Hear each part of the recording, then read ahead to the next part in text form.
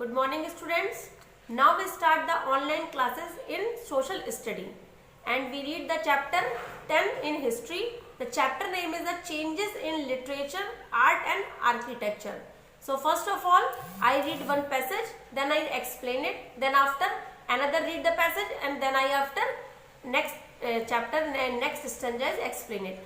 So first of all hold the pencil and underline the important lines. So let's start the reading. The first stanza is the as result of the interaction with the European, many new trends were seen in the field of literature, art and architecture, especially in the 19th century and the earlier the 20th century. As we know, जैसा हम सबको पता है कि literature, art और architecture का जो as था वो 19th सेंचुरी में ज़्यादा फेमस हुआ, ज़्यादा रिकवर हुआ, ज़्यादा इम्प्रूवमेंट हुआ. उसके पहले के अर्लियर सेंचुरीज में इन तीनों चीज़ों पर नहीं लिटरेचर, आर्ट और आर्किटेक्चर पे बहुत ज़्यादा फोकस नहीं किया जाता था. तो इन इंडिया में अगर हम लोग बात करें तो 19th century and earlier of the 20th century में इन तीनों चीज़ों पे ज़्यादा फोकस किया गया और इंडिया के लोगों को ये बिलीव हुआ कि इंडिया की हेरिटेज, इंडिया के पास कितना अच्छा लिटरेचर है जिसका उन्होंने कभी इतना वैल्यूएबल थिंग को उन्होंने यूज नहीं किया. So next, India begin the realise that there was not a culturally backward country. अब इंडिया को रियलाइज हो गया कि वो बैकवर्ड कंट्री नहीं है, rather it the glorious culture past. उसके पीछे एक बहुत अच्छा कल्चर पास्ट है. It had made the remarkable progress in literature, art and architecture in the ancient and the medieval period. This realization led to a sort of the culture awakening in the India. इन सारी चीज़ों से India के अंदर awakening आई और India ने literature, art और architecture के नाम पे बहुत ज़्यादा इम्प्रूवमेंट किया और मोर एंड मोर फेमस होते गए. In this chapter you will learn about the changes and trend. They gave a new and distinct character to the literature, art and architecture of the India. So first heading is the changes in literature. पहले हम लोग first standard में पढ़ेंगे कि literature में क्या क्या changement हुए, क्या क्या इम्प्रूवमेंट हुए लिटरेचर में, किस तरह से पोएट ने क्या क्या चीज़ें बताई और कौन सा पोएट किस चीज़ के लिए फेमस हुआ. In the 19th and earlier of the 20th century witnessed a number of the rapid change in the field of literature. There was a long line of noted writers who made a valuable contribution to modern Indian literature. बहुत सारे writers के contribution से ही जो Indian literature है वो old से modern होती गई. And features of the modern Indian literature के बारे में अब रीड आउट करेंगे. तो modern Indian literature deferred from the old Indian literature in style and content. Style और कंटेंट दोनों में डिफरेंट थी, तभी वो मॉडर्न इंडियन लिटरेचर बनी. And it was the realistic, social and secular. सबसे ज़्यादा वो रियलिस्टिक थी क्योंकि जितना भी सारा लिटरेचर था वो हम लोगों को रीड आउट करने में, हमको रिदम में सुनने में, हमारी स्टोरीज, नॉवेल्स जो है वो हमको सब रियल लगते थे, सोशल चीज़ों पे, सोशल इश्यूज पे डिपेंड थे. इसलिए लोगों ने उस पर ज़्यादा इंटरेस्ट दिखाया और ज़्यादा उसमें इम्प्रूवमेंट स्टार्ट हुआ. And the mythology and the devotional song gave with a secular theme and the modern literature began to the diversity giving rise to the various form of the writing. इस तरीके से जितने भी social issues थे उन सारे social issues को भी लेके लिटरेचर को लिखा गया, उससे प्रोज से रिलेटेड लिखा गया जिससे लिटरेचर की फील्ड में इम्प्रूवमेंट होता गया. And the prose from the writing gain the popularity among the already popular verse form and the modern ideas greatly stimulated the growth of literature in Hindi and various regional language of India. Modern literature में हिंदी के साथ साथ other regional languages जो होती हैं, जो local language होती है जस्ट लाइक असमी, पंजाबी, गुजराती, बंगाली, इन सारी अदर लैंग्वेजेस में राइटर्स ने अपनी कंटेंट को, अपनी पोएम को, अपनी प्रोज को लिखा और लिटरेचर को मोर एंड मोर फेमस बनाने की पूरी कोशिश की. And the growth of modern Indian literature के बारे में अब हम लोग रीड आउट करेंगे कि मॉडर्न इंडियन लिटरेचर की ग्रोथ कब हुई, कैसे हुई और कहाँ हुई. So the Asiatic Society was established in Calcutta in 1784. So underline this line. Always be learn, and this line is used in a short answers. The Asiatic Society was established in Calcutta in 1784. It popularized the study of the various subjects such as the psychology, science, literature, and architecture. and beside these subject the several members of the society also required the knowledge of the Sanskrit. इन सारी चीज़ों के साथ साथ हिंदी और other language के साथ साथ जो है संस्कृत पे भी लोगों ने बहुत ज़्यादा फोकस किया। संस्कृत को भी बहुत ज़्यादा इंटरेस्टिंग जो है लैंग्वेज के रूप में लिया गया। And this encourage the translation of the various Sanskrit text into the English and other languages. Sanskrit में जो राइटर्स ने अपनी प्रोज पोएट्री को लिखा उसको अदर राइटर्स ने इतना ज़्यादा लाइक किया कि उन्होंने अपनी अदर लैंग्वेजेस में भी उसको ट्रांसलेट किया, इंक्लूडिंग द इंग्लिश लैंग्वेज में भी संस्कृत की जितने भी प्रोज थी, पोएम्स थी, जो संस्कृत से रिलेटेड जितना भी लिटरेचर था उसको इंग्लिश मैन ने इंग्लिश चीज़ों में भी ट्रांसफर किया, जिससे वो ईजिली उसको रीड आउट कर सके। क्योंकि संस्कृत लैंग्वेज में जितना भी प्रोज और जितना भी लिटरेचर लिखा गया लोगों को इतना इंटरेस्टिंग लगा, इतना अट्रैक्टिंग लगा कि लोग जो है अपनी रीजनल लैंग्वेज में उन्होंने उसको ट्रांसफर किया। And this translation won the recognition, the wider acclaim for the Indian literature। इस ट्रांसलेशन से हम लोग ये बता सकते हैं कि इंडियन लिटरेचर कितनी ब्रॉड है, तभी अदर लैंग्वेजेस के साथ साथ अदर कंट्रीज के लोगों ने भी अपने इंडियन लिटरेचर को एक्सेप्ट किया और अपनी चीज़ों में उसको ट्रांसलेट किया। So the next stanza is the modern period witness the growth of the various form of the Indian literature including the poetry, novel, short stories and place. जो literature है, लिटरेचर पोर्शन में हम लोग बहुत सारी चीज़ों को इंक्लूड कर सकते हैं, जस्ट लाइक पोएट्री जैसे हम लोगों को पता होगा, जैसे हम लोग हिंदी में राइम्स पढ़ते हैं या इंग्लिश में राइम्स पढ़ते हैं जिसको हम लोग हिंदी में कविता बोल सकते हैं। रिदमिक वे में अगर हम लोग किसी चीज़ को एक्सप्लेन करते हैं लयबद्ध तरीके से, तो this is called a poetry. And second is a novel. Novel हमको पता होगा कि बहुत से राइटर्स होते हैं वो अपनी एक बहुत बड़ी बुक लिख देते हैं, ऑटोबायोग्राफी हो गई, बायोग्राफी हो गई, या किसी एक टॉपिक को लेकर उन्होंने पूरी बुक पब्लिश कर दी, तो these are called the novels. And the short stories means एक जो पोएट जो होता है या कोई राइटर होता है बहुत शॉर्ट में अपनी चीज़ों को एक स्टोरी को डिस्क्राइब कर देता है और एक बुक में बहुत सारी स्टोरीज को करेक्ट कर देता है, तो these stories are called the short stories. And second is the plays. जैसा हम लोगों ने देखा होगा, हम लोग इंडिया कंट्री में रहते हैं तो बहुत सारे प्लेस जो होते हैं वो आज भी होते हैं और बहुत पहले भी हुआ करते थे, क्योंकि पहले के टाइम पे लोगों के पास एंटरटेनमेंट का कोई भी मीडियम नहीं था, तो लोग क्या करते थे, प्लेस करते थे। नाटक जिसको बोल सकते हैं, कोई किसी रोल में आ रहा है, कोई किसी रोल में आ रहा है, एक बहुत अच्छा सा कर्टन आता था, कर्टन गिरता था, कर्टन उठता था, प्ले स्टार्ट होता था, प्ले एंड होता था, तो इस तरीके से लोग अपने एंटरटेनमेंट को करते थे। तो these are called the plays. Plays मतलब खेलना नहीं, प्लेस मतलब एक नाटक। तो लिटरेचर में ये सारी चीजें इंक्लूड होती हैं, just like prose, poetry, short story, novel and plays. And these form of the writing flourished the different Indian languages and work of various Indian writers greatly enriched the Indian literature। Indian literature में भी लोगों ने बहुत सारे आगे flourish किया, India को improve करने की कोशिश की गई लिटरेचर को। Let us have an account of the some of the writer who are known for the having contribution of various form of writing in different Indian language।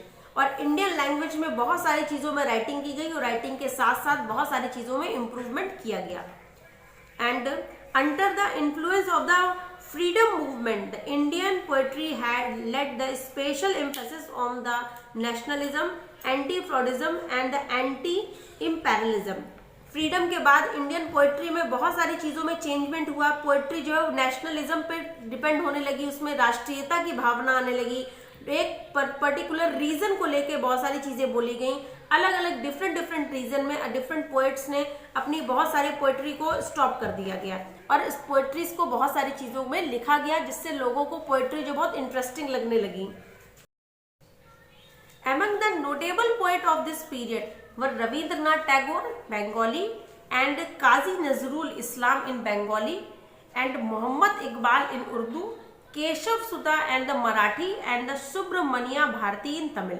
जैसा भी हम लोगों ने बताया कि पोएट ने अलग अलग डिफरेंट अपने लैंग्वेजेस में पोएटिक डिवाइसेस को यूज़ किया, पोएम को लिखा, जिससे लोगों ने उसमें इंटरेस्ट दिखाया। तो इस तरीके से जैसे अभी बताया गया कि रविंद्रनाथ टैगोर ने बंगाली लैंग्वेज में ज़्यादातर अपनी पोएम्स लिखी, काजी नजरुल इस्लाम ने भी बंगाली लैंग्वेज में लिखी, मोहम्मद इकबाल ने उर्दू लैंग्वेज में लिखी, सुब्रमण्या भारती ने तमिल लैंग्वेज में लिखी। तो इस तरीके तरीके से सारे पोएट्स ने अपनी अपनी रीजनल लैंग्वेजेस में पोएम को लिख के लोगों के अंदर जो है लोगों को पोएटिक चीज़ों के बारे में, लिटरेचर के बारे में इतना अवेयर कराया और लिटरेचर में इतना इम्प्रूवमेंट वहाँ से शुरू हो गया। एंड हिंदी लिटरेचर, अगर हम लोग हिंदी लिटरेचर की बात करें तो Hindi literature owes much of the Bharatendu Harishchandra whose writing help in its the enrichment. Bharatendu Harishchandra ने इंडियन लिटरेचर, यानी अगर हम लोग बात करें तो इंडियन लिटरेचर के वो फादर कहे जाते हैं। उन्होंने इंडियन लिटरेचर को जो बिल्कुल डाउन मूवमेंट में चल रहा था उसको अपर मूवमेंट में लाने का बहुत ज़्यादा कोशिश की, बहुत ज़्यादा प्रयास किया, और भारतेंदु हरिश्चंद्र की ही वजह से इंडियन लिटरेचर आज इतनी इम्प्रूवमेंट में चल रहा है। And he gave the rise the new style of the writing in Hindi. उन्होंने हिंदी की न्यू राइटिंग को लिखना स्टार्ट किया। उन्होंने बताया कि न्यू टेक्निक का क्या यूज करें, new technology, new content, new language, new style को यूज किया उन्होंने हिंदी लिटरेचर को इम्प्रूव करने के लिए। And the Munshi Premchand who also wrote in the Urdu and was another important writer of the Hindi. अगर मुंशी प्रेमचंद्र की बात करें तो मुंशी प्रेमचंद्र उर्दू के साथ साथ हिंदी में भी अपनी पोएम्स को लिखा करते थे और अपने नॉवेल्स को लिखा करते थे।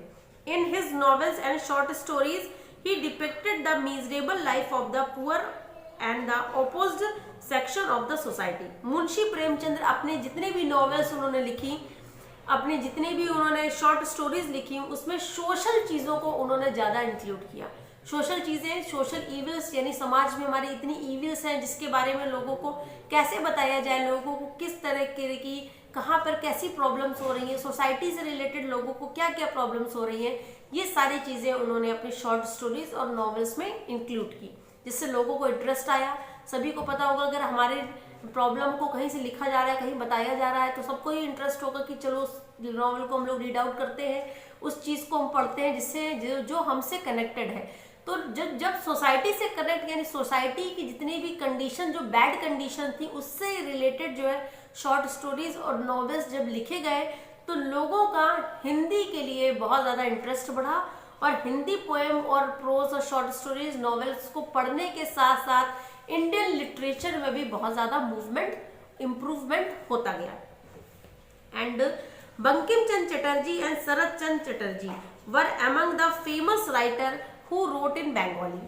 बंगाली लैंग्वेज की अगर हम लोग बात करें, उससे रिलेटेड प्रोज, पोएट्री और लिटरेचर की बात करें तो बंकिम चंद्र चटर्जी और शरद चंद्र चटर्जी ये दो ऐसे फेमस राइटर हैं जिन्होंने बंगाली लैंग्वेज को बहुत ज़्यादा इम्प्रूव किया और इंडियन लिटरेचर में बंगाली लैंग्वेज का भी यूज़ किया।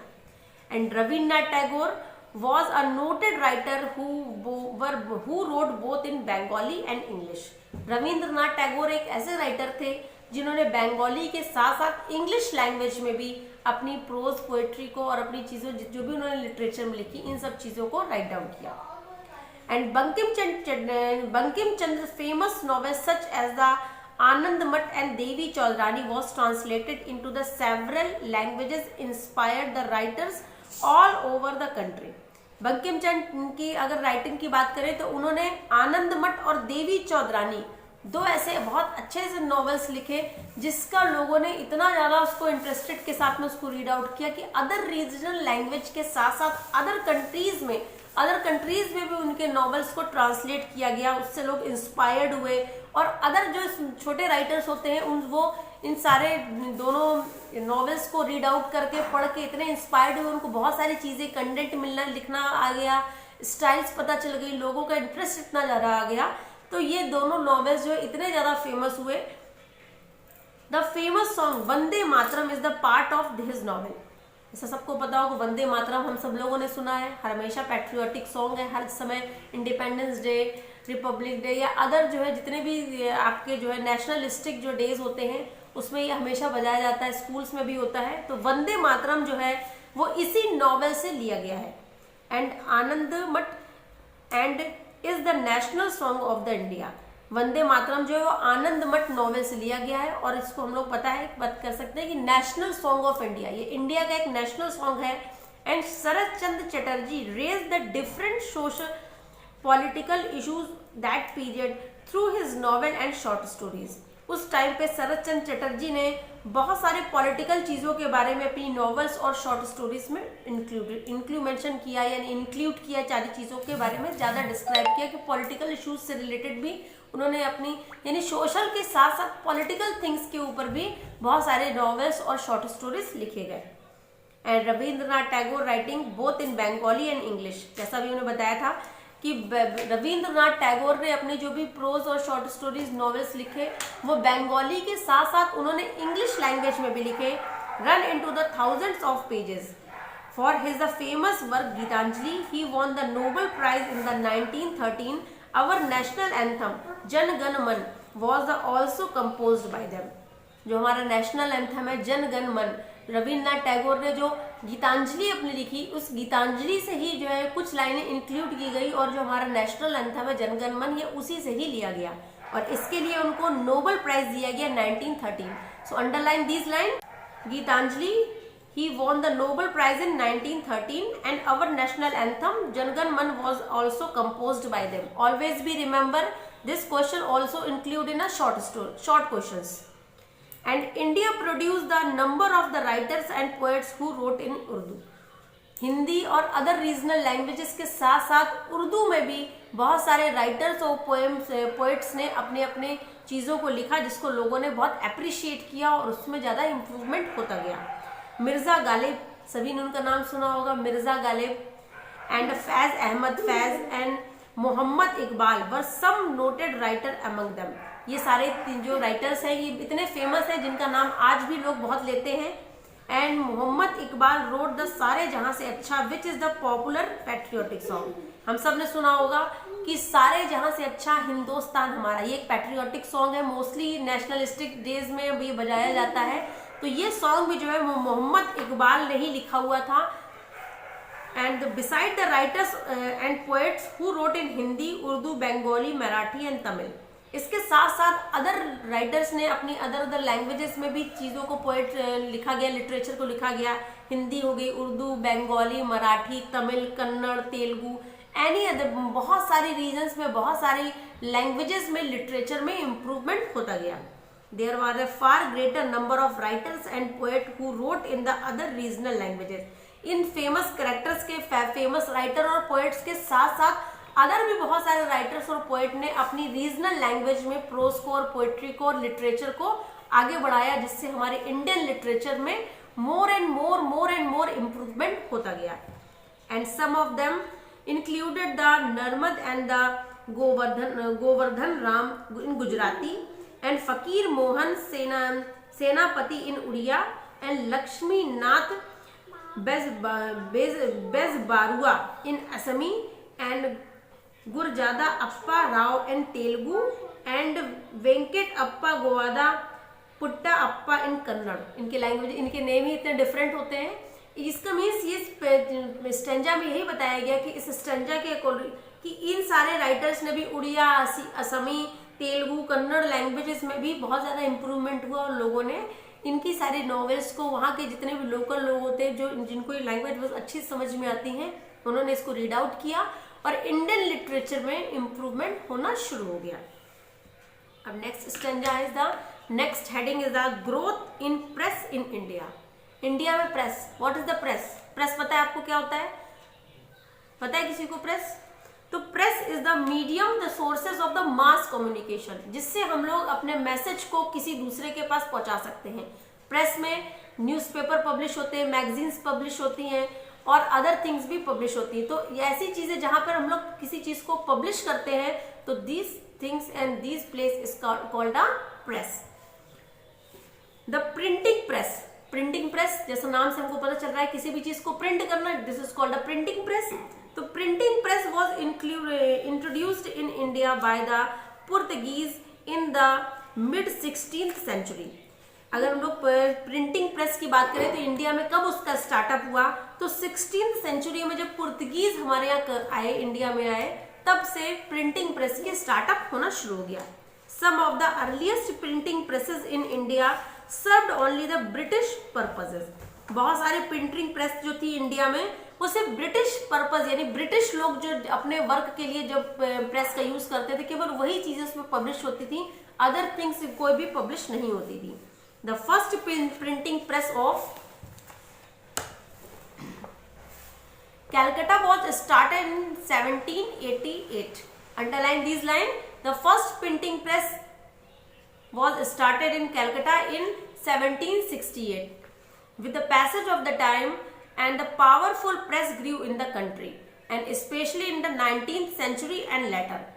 प्रिंटिंग प्रेस की तो स्टार्टिंग बहुत पहले से हो गई थी, लेकिन 19th सेंचुरी और 19th सेंचुरी के बाद से इंडिया में बहुत more and more powerful presses आने लगी और चीज़ों की पब्लिशिंग ज़्यादा अच्छे टाइम से, अच्छे ग्रोथ से, अच्छी इम्प्रूवमेंट के साथ में होने लगी। And many social reformer began to use it as an effective social reformer began to use it as an effective instrument to spread their thoughts and ideas about various social issues। बहुत सारे social reformers थे जो social चीज़ों के बारे में, social issues के बारे में लोगों को बताना चाहते थे। कैसे बताएंगे, एक दूसरे के पास जा के तो बताएंगे नहीं। तो सबसे अच्छा उनको एक आइडिया ये लगा, एक थॉट ये लाया कि इन सब चीज़ों को अगर हम लोग प्रेस कर दें, प्रेस मतलब इसको पब्लिश करा दें, इसकी प्रिंटिंग करवा दें, तो लोग उसको बहुत अच्छे से पढ़ सकते हैं। जैसे हम लोग न्यूज़पेपर रीड आउट करते हैं, न्यूज़पेपर में एक कॉलम आता है सोशल के बारे में, एक आता है एनवायरनमेंट के बारे में, एक आता है क्रिकेट के बारे में, सॉरी स्पोर्ट्स के बारे में। तो इस तरीके से एक एक पेज डिफाइन होता है कि इस पेज में इसी तरह की न्यूज़ेस हमको मिलेंगी, यही सारी चीज़ें प्रेस की गई हैं। तो इसी तरीके से जितने भी सोशल रिफॉर्मर थे उन्होंने भी सोचा कि जितने भी सोशल इश्यूज हैं, जो सोशल इविल्स हैं या सोशल में जो इम्प्रूवमेंट हमें चाहिए सोसाइटी में, तो इसको हम लोग कैसे लोगों के तक पहुंचा सकते हैं। तो उन्होंने क्या किया, इसके लिए प्रिंटिंग प्रेस का यूज किया ताकि वो अपने आइडियाज, अपनी चीजों को लोगों तक पहुंचा सके। And they raise the different issues through the books and journals which they either published themselves or were the connected with. लोगों ने क्या किया, उसके थ्रू उन्होंने बुक्स पब्लिश करनी शुरू करी। जर्नल्स का मतलब होता है एक मैगजीन जिसमें एक ही टॉपिक के बारे में सारी चीजें डिफाइन होंगी। ऐसी सारी चीजें सोशल रिफॉर्मर ने पब्लिशिंग करना शुरू किया और लोगों से कनेक्शन बनाए रखना शुरू किया। The number of the journals gradually increased over the year. जैसे जैसे ईयर पास होते गए, जितनी भी इंक्रीमेंट था जनरल से रिलेटेड वो बहुत ज्यादा बढ़ता गया। लोगों को प्रिंटिंग की चीजें बहुत ज्यादा समझ में आने लगी। लोग अपनी चीजों को अच्छे से डिफाइन कर पाते थे, अपनी बातों को दूसरों तक एक्सप्रेस कर पाते थे। इसलिए प्रिंटिंग प्रेस ने बहुत ज्यादा इंप्रूवमेंट करना शुरू कर दिया। And the newspaper magazines which are owned by the British support and British rule। But हम लोगों को पता है कि जैसा ब्रिटिश रूल था तो उनके ही अकॉर्डिंग हम सारी चीज़ों को, मैगजीन को या न्यूज़पेपर को पब्लिश कर सकते थे। तो किसी भी न्यूज़पेपर की पब्लिशिंग के लिए या किसी भी मैगजीन की पब्लिशिंग के लिए हम लोगों को ब्रिटिशर्स के रूल को फॉलो करना पड़ता था। And while those own the Indian usually voice the aspirations of the Indian masses. Indian masses, चाहे इंडिया में जितनी भी मासेस मतलब होता है कलेक्शन एंड क्राउड। इंडिया में जितना भी क्राउड है, जितने भी लोग हैं वहां पर, उन सब लोगों की वॉइस को पहले वो ब्रिटिशर्स से उसका रूल का फॉलो करते थे, उनसे परमिशन लेते थे कि मैगजीन और न्यूज़पेपर पब्लिश किया जाए या नहीं किया जाए। अगर ब्रिटिशर्स उसको अलाउड करते थे then publish the newspaper and magazine, otherwise not published. The British own the journals were the published in India. Mostly Britishers publish करते थे चीजों को in English language, whereas the Indian own the journals were published in English as well as the different Indian languages such as Hindi, Bengali and Marathi. Britishers तो सारी चीजों को publish करते थे in English language, but other जो Indian crowd थी, Indian journals था, वो include the English and otherwise other local and other regional language also published the newspaper and magazine just like that Hindi, Bengali and Marathi. And next stanza is the some of the famous journals of that the period were the Ram Mohan Rai's Sambad Kaumudi and the Dada Bhai Naroji Rast Goftar। ये कुछ famous generals हैं जो उस time पे publish हुए थे। एक हुए थे राजा राम मोहन राय, जो बहुत हमारे सोशल रिफॉर्मर थे। आप सबने, आप लोगों ने पढ़ा होगा। सोशल रिफॉर्मर के साथ साथ उन्होंने बहुत सारी, जितनी भी हमारे यहाँ सोसाइटी में जितनी भी इविल्स थी, सती हो गई, डाउरी हो गई, चाइल्ड मैरिज हो गई, इसके लिए उन्होंने बहुत वॉइस रेस की थी और उनकी चीज़ों, तो इस तरीके से वो बहुत फेमस हुए थे। तो उन्होंने अपनी बातों को लोगों तक कैसे पहुंचाएं, इसके लिए उन्होंने प्रिंटिंग प्रेस का यूज़ किया। और राजा राममोहन राय की अगर हम लोग बात करें तो संवाद कौमुदी एक बहुत अच्छा था जर्नल्स था जिसको लोगों ने बहुत अप्रिशिएट किया, बहुत लाइक किया। एंड दादा भाई नरोजी, ये भी एक सोशल रिफॉर्मर थे, उनका एक राष्ट्र गोफ्टर करके एक जर्नल्स था, वो बहुत ज़्यादा फेमस हुआ, लोगों के द्वारा बहुत ज़्यादा उसको अप्रिशिएशन मिला और ग्रोथ उसमें हो गई। इन द लेटर पीरियड, अगर उसके लेटर्स पीरियड की हम बात करें तो some nationalistic brought out of the newspaper and magazine to spread their nationalistic views. बहुत सारे जितने भी लोग नेशनलिस्टिक लोग थे, यानी सोशल रिफॉर्मर हो गए, नेशनल को लाइक करने वाले, नेशनल को डिसलाइक करने वाले नेशन को, तो इन सारे लोगों ने अपनी मैगजीन्स हो गए, अपने न्यूज़पेपर हो गए, ये अपनी नेशनलिस्टिक व्यूज, अपने उनका नेशन के लिए क्या व्यू है, क्या इंप्रूवमेंट चाहते हैं, क्या सोसाइटी में अच्छी चीजें चाहते हैं, क्या सोसाइटी में रॉन्ग थिंग्स चल रहा है, इसको कैसे दूर किया जा सकता है, सोसाइटी को कैसे रिकवर कर सकते हैं, कैसे बेस्ट बना सकते हैं, अपने आइडियाज अपनी थिंग्स को कैसे लोगों तक एक्सप्रेस करें, इसके लिए उन लोगों ने क्या किया कि न्यूज़पेपर और मैगजीन का सहारा लिया और उन्होंने मैगजीन और न्यूज़पेपर के द्वारा अपने व्यूज को लोगों तक पहुंचाया और पब्लिकली लोगों को बताया। So many owners and editors, as such the publications face the persecution at the hand of the British। लेकिन जितने भी पब्लिशर्स थे, जितने भी एडिटर्स थे, वो सारे ब्रिटिश लोगों के हैंड में थे, क्योंकि वो अपने से अपनी सारी चीजें पब्लिश नहीं कर सकते थे जब तक उनको ब्रिटिश गवर्नमेंट जो है वो परमिशन नहीं देगी।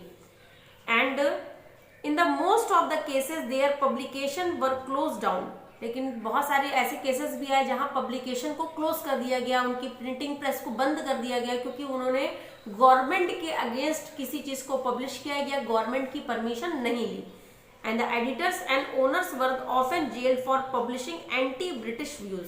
जैसा भी हमने आपको बताया कि anti British views, anti British views मतलब ब्रिटिश के एंटी, यानी उनके अगेंस्ट में अगर हम लोग अपनी व्यूज को पब्लिश करेंगे न्यूज़पेपर में, मैगजीन्स में, जिसमें ब्रिटिश जो गवर्नमेंट है उसके व्यूज को हम बता रहे हैं कि उसने हमारे साथ ये खराब काम किया, या ब्रिटिशर्स के अगेंस्ट में किसी चीज को हम लोग पब्लिश कर रहे हैं, तो this are called the anti British views. Anti British views से रिगार्डिंग या उससे रिलेटेड जो है जितने भी पब्लिशर्स ने उस टाइम पे सारी चीजों को, मैगजीन हो गए, न्यूज़पेपर हो गया, अदर थिंग्स को अगर पब्लिश किया, तो इसलिए ब्रिटिश गवर्नमेंट ने क्या किया, उनको जेल में डाल दिया या फिर उनकी पब्लिकेशन को वहीं से स्टॉप कर दिया। And among the earliest journals which gained the popularity were the Guardian, published from the London। Guardian एक जर्नल्स है जिसको पब्लिश किया गया लंदन में। एंड हिंदूज एक पब्लिशर्स एक जर्नल्स का नाम है जो सारा कैपिटल लेटर्स में लिखा है, always be learn. Hindus in published in Madras जिसको हम लोग चेन्नई बोलते हैं, लेकिन पहले टाइम में उसको हम लोग मद्रास बोलते थे। एंड द सुलभ समाचार, इस जितने भी आपके न्यूज़पेपर या पब्लिशर्स के बारे में बताया जा रहा है, जितने भी जर्नल्स के बारे में बताया जा रहा है, अगर उनके नेम के आगे कोई आर्टिकल का यूज किया गया है, ए एन द, तो आपको भी उसका ही यूज करना है, क्योंकि ये नेम है, इसमें किसी भी तरह का कोई आर्टिकल यूज नहीं हुआ है। तो नेक्स्ट इज द सुलभ समाचार एंड द अमृत बाजार पत्रिका इन बंगाल। इसका पब्लिकेशन जो है बंगाल में किया गया, बंगाल लैंग्वेज में किया गया। The Herald in Bihar and the Kesari and the Marathas in Pune। And the growth of the Indian press was somewhat slow due to the mass illiteracy and the British restriction। जो हमारा Indian press था उसमें इतना ज़्यादा उसकी condition इसलिए इतनी ज़्यादा डाउन थी क्योंकि लोग जो थे बहुत इलिटरेट थे। इलिटरेसी की जो क्राउड थी, यानी अनपढ़ लोगों की या कम पढ़े लिखे लोगों की जो क्राउड थी वो मास थी, मतलब बहुत ज़्यादा थी। लोग अनएजुकेटेड रहते तो उनको पब्लिशिंग से कोई मतलब नहीं, उनको कुछ पढ़ना लिखना तो आता नहीं है, तो वो क्या रीड आउट करेंगे। तो इसलिए इंडिया में जो प्रेस थी उसकी कंडीशन डाउन इसलिए थी क्योंकि लोग जो थे वो most of the person in numbers in the illiterate and British restriction. और सेकंड इसका जो इशू था वो क्या था, ब्रिटिश की जो रिस्ट्रिक्शंस लगी हुई थी, क्योंकि कहीं कहीं पे उनके रूल्स फॉलो नहीं किए गए तो वो प्रेस बंद हो जाएगी, क्या वहाँ के पब्लिशर्स को जेल में डाल दिया जाएगा। तो इस तरीके से इंडियन प्रेस की कंडीशन जो थी वो उस टाइम पे इतनी ज़्यादा रिकवर नहीं थी जितनी अब है, और बहुत ज़्यादा डाउन कंडीशन में थी। And however the press not only help in the spread of the patriotic feeling among the people but also encourage the growth of the regional literature. जो प्रेस थी वो हमारी किस चीज में हेल्प करती थी, हमारे पेट्रियोटिक फीलिंग को, हमारी जो नेशनलिस्टिक के लिए हमारे जो फीलिंग्स है, हमारे नेशन के लिए, हमारी कंट्री के लिए जो हमारी फीलिंग्स है, लोगों को कैसे हम लोग एक्सप्रेस कर सकते हैं, तो ये एक्सप्रेस करने के लिए हम लोगों को प्रिंटिंग प्रेस से चीज़ों जैसे मैगजीन, न्यूज़पेपर, इन सब चीज़ों की नीड होती थी. And second thing the growth of the regional literature. Literature को कैसे हम लोग ग्रोथ आउट करेंगे. अब हम लोग हर किसी के पास जाकर प्रोज तो सुनाएंगे नहीं, सब बोर हो जाएंगे, किसी को जाके पोएट्री भी नहीं सुना सकते. तो ये सारे लिटरेचर को का ग्रोथ करने के लिए हमें एक पब्लिशिंग की जरूरत थी. तो हम लोग लिटरेचर को कैसे ग्रोथ कर सकते हैं, तो इसके लिए हमको पब्लिशिंग की जरूरत थी. तो जब पब्लिशिंग ही हमारी अच्छी नहीं हो पा रही, उसमें ब्रिटिश गवर्नमेंट की रिस्ट्रिक्शन लगी हुई है, उस लोग जो है most of the person is the या more of the person is the illiterate, तो इसलिए इंडियन लिटरेचर जो है वो डाउन मोमेंट पे था, क्योंकि बहुत ज्यादा रिस्ट्रिक्शन के साथ साथ लोग जो थे वो इलिटरेट थे. Okay, so next stanza is the changes in art. This is the next topic and chapter number 10 today and tomorrow की बात करें तो कल हम लोग जो है वो नेक्स्ट चैप्टर हम लोग रीड आउट करेंगे. चैप्टर का नेक्स्ट स्टैंजा रीड आउट करेंगे. The topic is the change in art. Understood. I hope आपको सब समझ में आ गया होगा, और अगर कुछ नहीं समझ में आया है so please comment it and write down what the lines and what the things and what of the topic you cannot understand. Okay.